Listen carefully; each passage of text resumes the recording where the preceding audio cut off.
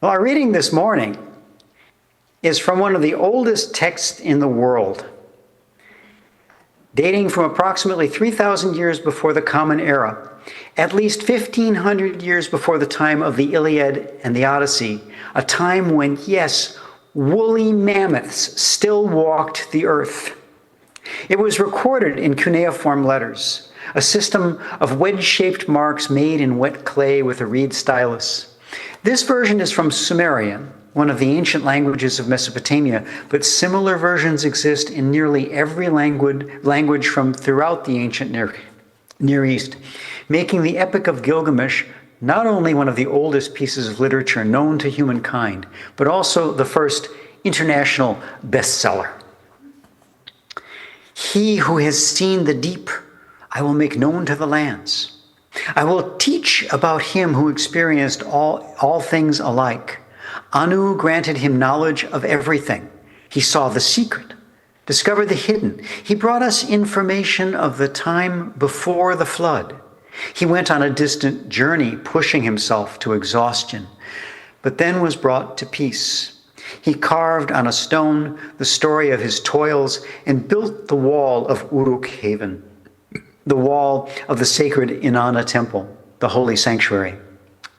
The city of Uruk, at its height, had between 20 and 50,000 inhabitants within its walls.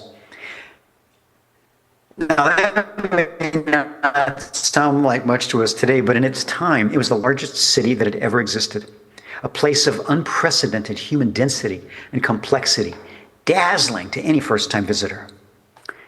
Look at its wall, which gleams like copper. Inspect its inner wall, the likes of which no one can equal. Touch the threshold stone. It dates from ancient times.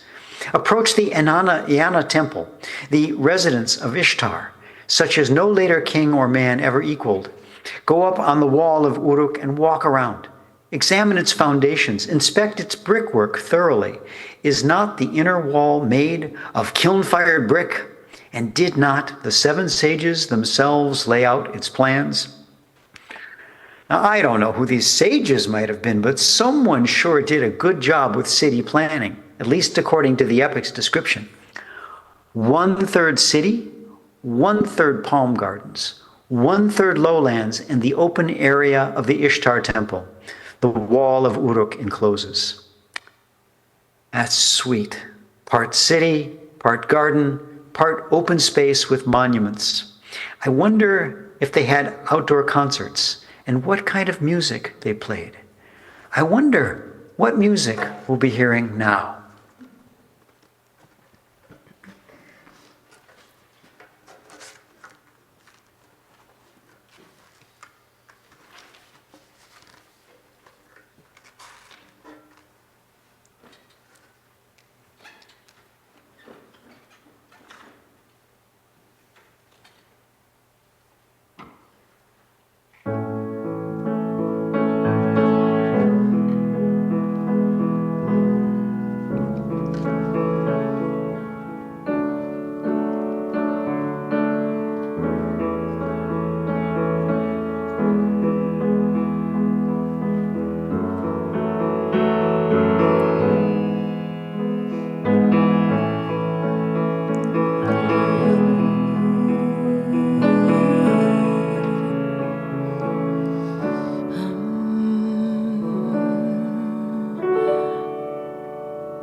Ano shalom, ano shalei kanadaneum, flavor namdali shamday handaunda snale.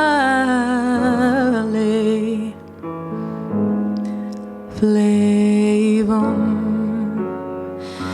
Wy'east UU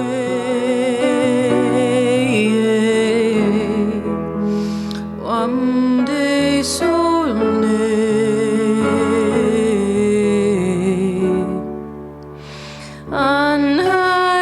Anhayale Lady we don't play on.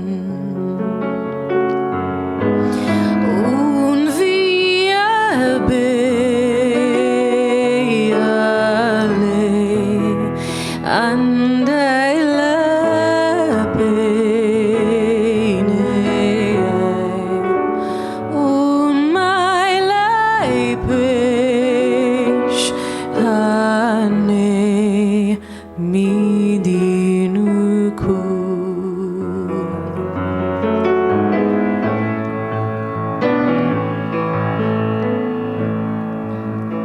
La la la da pe da landai, le de vamba le da no landai, la la la pa le dando nai, veva damba le dando nombai, la la damba le la bondai, le la lambo ne da volondai, la la lambo le da bondai, le la vamba le lando nondai.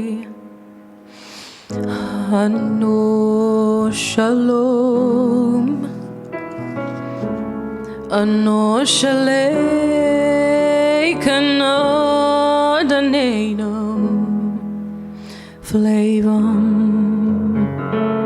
flavum me ande shandalo lale flavum le flan le nandeli samdo umda nane leindum flavum flamdele onoende dwandele flavum.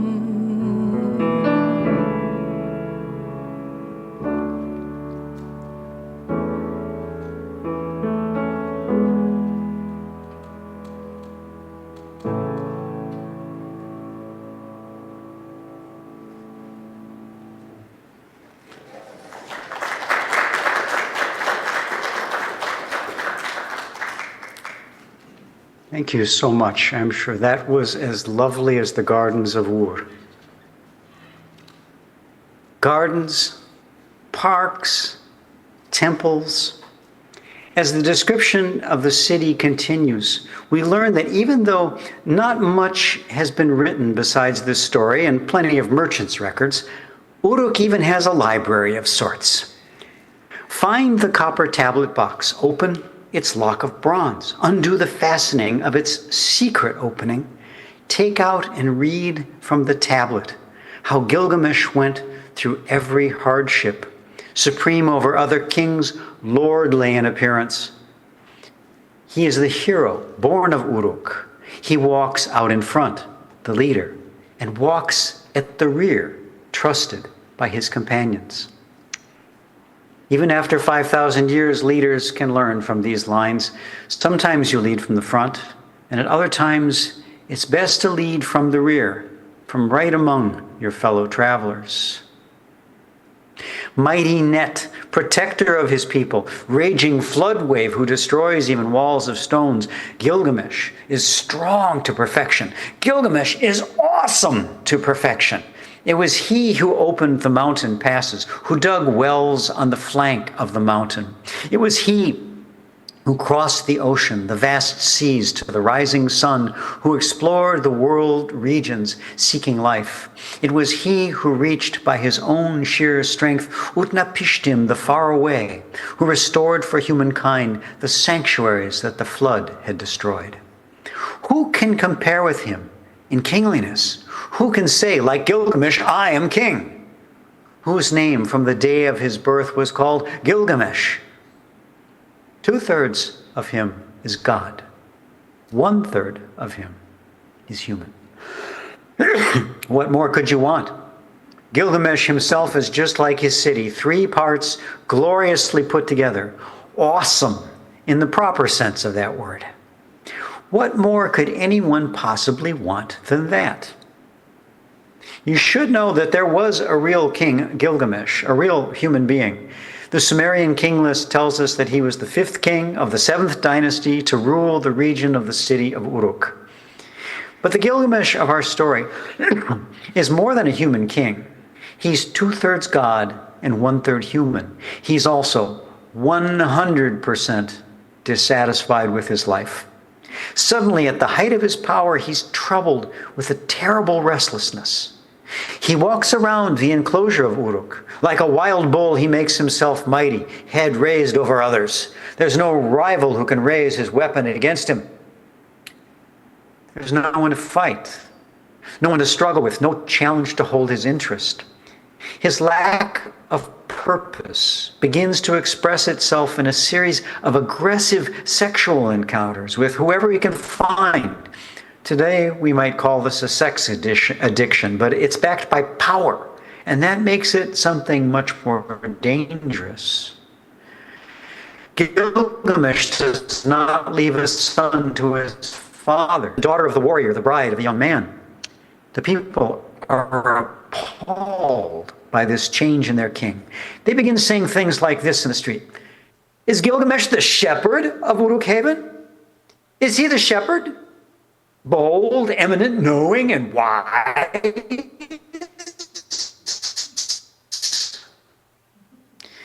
In Uruk, as in the US 5,000 years later, tools like sarcasm are sometimes the people's only weapon against feeling totally overwhelmed. Later, they will find other means. But luckily, the gods take notice of what's happening down below. They confer among themselves and decide that what Gilgamesh needs is a fit companion, someone who will be a match for him in vitality and power, like a second self, they say. They bring forth Enkidu. Gilgamesh is God and human. Enkidu is human and animal. He appears full-grown in the wilderness, living among wild beasts like Tarzan. He's huge and powerful, and the epic makes sure that we know that, like a woolly mammoth, he had great hair. His whole body was shaggy with hair. He had a full head of hair like a woman. His locks billowed in profusion. He knew neither people nor settled living. He ate grasses with the gazelles, and his thirst was slaked with mere water, not beer. No clothes, no house, no bread, and finally, no beer. Here's a wild man, indeed. Beer was first brewed in Sumeria and enjoyed by almost everyone in the cities. So not to drink beer was to be not quite civilized. There are other things about human life with which Enkidu is completely unacquainted, but that's all about to change. A trapper begins working the wilderness area where Enkidu lives. Enkidu frees all the animals from his snares. He then confronts the trapper face to face at the watering hole, and the man flees home in terror. He goes to Gilgamesh, carrying on about how he has encountered the strongest fellow in the world, a wild man who will not let him make a civilized living. This gets the king's attention. Strongest fellow in the world, you say? We'll see about that. He calls for Shamhat, a courtesan priestess from the great temple, and asks her to accompany the trapper back to the wilderness. He tells her that when she sees the wild man, she should disrobe and stand naked before him, then bring him back to the city. That's how Enkidu meets her. And he is, trapped. Shamhat likes him too. Well, with all that great hair. They make love for 6 days and 7 nights. Now Enkidu wants to return to the woods and fields and kick up his heels with his animal buddies. Zippity-doo-dah, I feel good. But the animals want nothing to do with him. He's changed. He's not one of them anymore. All he can do is go back to Shamhat and ask her advice. What now? He feels diminished. But she says, no, your time with me has improved you. You are wise now, and beautiful. You have become like a god. Why do you want to run around with wild animals? All this may sound familiar to anyone who's seen a teenage boy transformed by his first serious girlfriend. Shamhat urges him to come back with her to Uruk. He agrees, and on the way she tells him about Gilgamesh, how powerful he is, and how he has lately become dangerous and out of control. Enkidu vows that he will challenge Gilgamesh to fight and knock some sense into him. She says, don't be so sure, but come on, let's go. She gives him half of her clothing to cover himself, and they're off. They stop halfway to eat with some shepherds. This is Enkidu's first exposure to bread, which he finds delicious, and to beer, of which he drinks 7 jugs at once. He starts singing loudly and brandishing his weapons and continues on with Shamhat. Meanwhile, Gilgamesh has been having dreams that foretell the coming of Enkidu. He sees a meteor on the ground and suddenly feels moved to embrace it, quote, like a wife. That Gilgamesh, men, women, meteors? Next, he dreams of a mighty axe outside his bedroom door, and this too he embraces passionately. Be careful there, big guy, it's sharp. When Gilgamesh shares the dreams with his wise goddess mother, she tells him that both axe and meteor must represent the coming of a friend as mighty as the god king is himself. Enkidu arrives in the city and challenges Gilgamesh to fight. There's an epic smackdown in the public square between these two, like the World Wrestling Federation on even more than the usual steroids. God-man and manimal. Both are twice as tall as normal human beings. The walls tremble as they battle to a standstill, but at the end, they embrace and become fast friends, each of them delighted to at last have found an equal. They combine forces. The next step is to find an opponent worthy of facing both heroes at once. This they find in the form of Humbaba. Humbaba! You find a better name than that for a monster, and the next cup of coffee is on me. Got to be coffee because I don't drink beer. Humbaba means hugeness, and he guards a forest of great cedar trees far to the west in what's today's country of Lebanon. Enkidu has seen him before and warns Gilgamesh fearfully that Humbaba is a terror to human beings. Humbaba's roar is a flood, his mouth is fire, and his breath is death. He can hear 100 leagues away any rustling in his forest. Who would go down into his forest? The gods assigned him as a terror to human beings, and whoever goes down into his forest, paralysis will strike. Gilgamesh will not be dissuaded. He orders weapons for himself and his partner, axes that weigh 180 pounds each, 120-pound swords, giant bows, thick armor. But will it be heavy enough to withstand Humbaba? Just to be sure, the pair perform various prayers and religious sacrifices, lining up as many gods and goddesses as they can persuade to be on their side. Nearing Humbaba's forest, it's Gilgamesh's turn to be afraid. He's petrified. But Enkidu says, "Come on, buddy, we can do this." Finally, they're ready. They cut down a cedar, which brings Humbaba breathing blasts of fire. The two heroes take their positions, but suddenly Humbaba starts to speak. First, he tries to gain their pity. "Hey, you guys, I never had a mother to love me, or a father for a role model. I'm all alone here." This doesn't work. So he tries dividing the comrades, saying to Gilgamesh, "Come on, king. You can have all the trees you want. I'll build you a palace and be your servant. Lose this hairy guy, and I'll be your new best friend."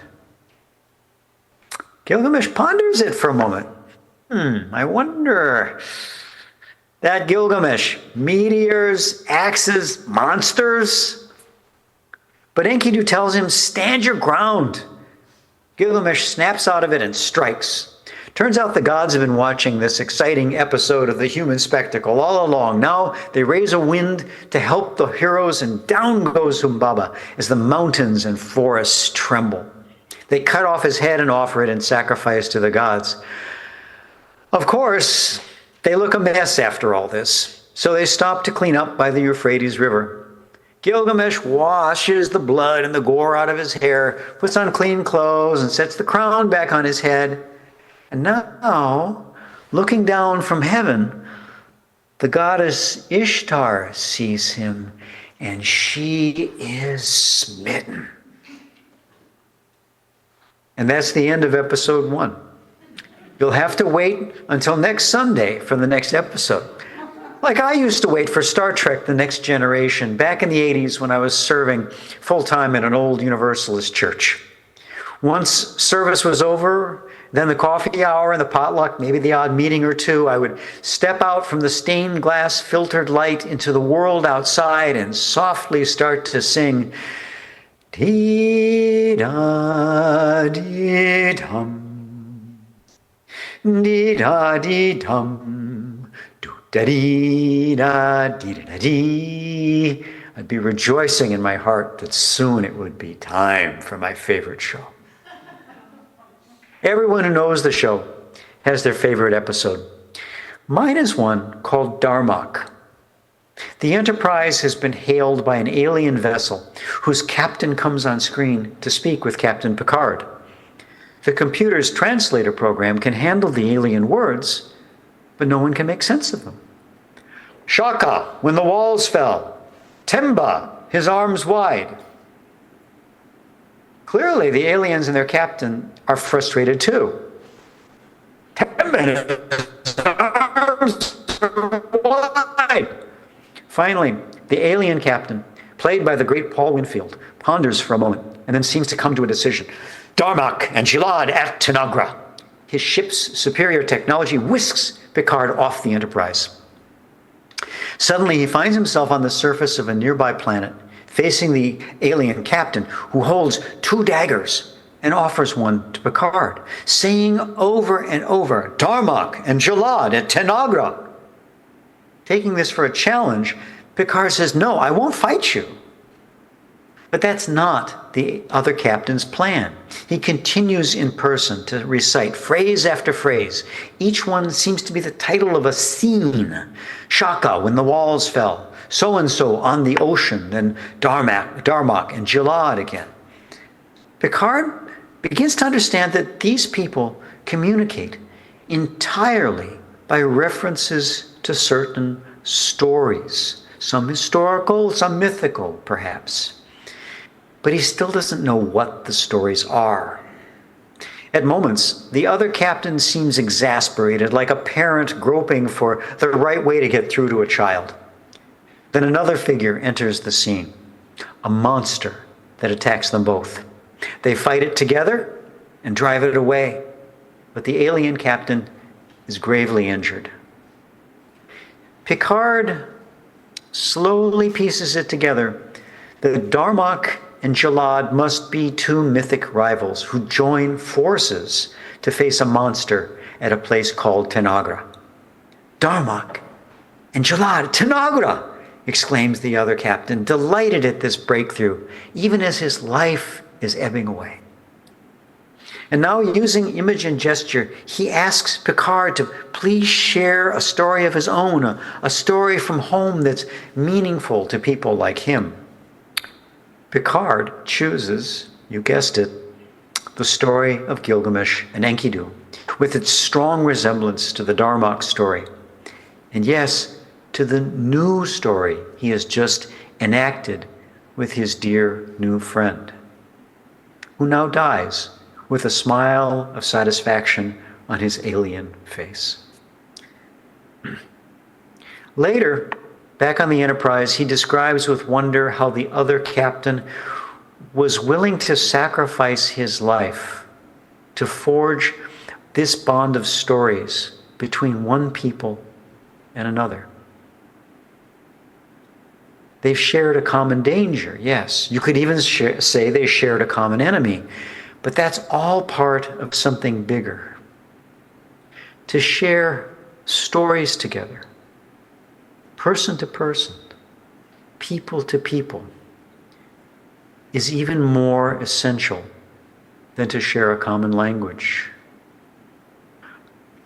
Are stories built from language, or is language built from stories?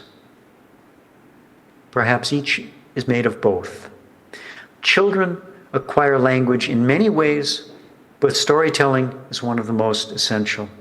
They may not know all the words, but they still get the story through pictures, gestures, feelings, and the very body of the storyteller. The body of stories. Your body. Mine.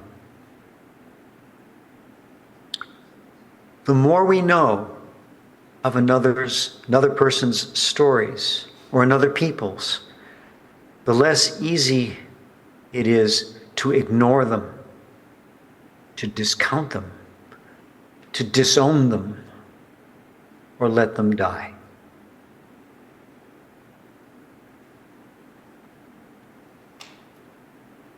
To make targets, victims, or prisoners of storytellers, of storytelling bodies is no easy thing to do if we know their stories and they know ours too.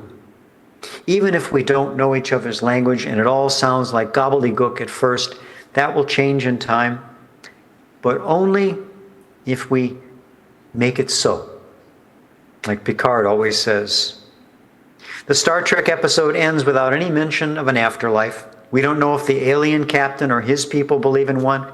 Neither do we know if Picard and his crew believe in some kind of persistence of some kind of soul once a storyteller's body has died, or if this is a notion that's been left behind in the distant past. That's where we've left Gilgamesh and Enkidu.